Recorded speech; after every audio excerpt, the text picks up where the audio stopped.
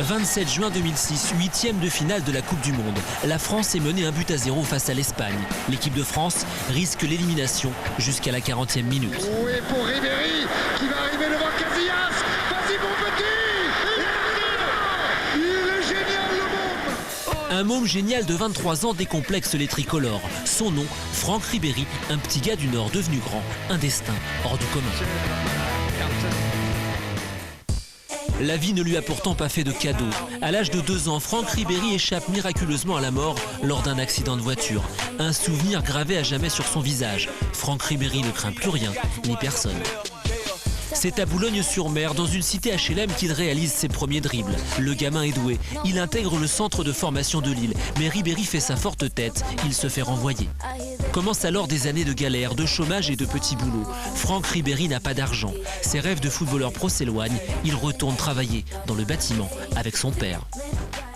On travaillait sur la route, j'étais terrassier en fait. Lui était chauffeur.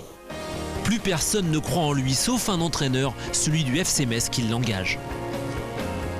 Parachuté chez les pros, Ribéry devient en quelques mois la star du club lorrain. Le public l'adore. Sa carrière va alors s'accélérer brutalement. Il s'exile en Turquie, où il reste 6 mois à peine, mais son nouveau club ne le paye pas. Franck Ribéry décide alors de rentrer en France. Il doit tout reprendre de zéro. Il atterrit à Marseille, où il va prendre une autre dimension. Sur la Canebière, Ribéry mouille le maillot et marque des buts. C'est le début de la Ribéry Mania, car l'homme a su rester simple et accessible. De Boulogne à Marseille, il n'a pas changé. Pas de grosse voiture ni de top modèle à son bras. Sa femme Wahiba est une fille de Boulogne-sur-Mer, comme lui. Je vous remercie de... Le 14 mai 2006, Raymond Domenech, le patron des Bleus, annonce la liste des joueurs sélectionnés pour la Coupe du Monde. Ce matin-là, Franck Ribéry est chez lui devant sa télévision. Il sait qu'il a une chance, mais rien n'est fait. Franck Ribéry tient enfin sa revanche sur la vie. Je ne reviens pas, de toute façon.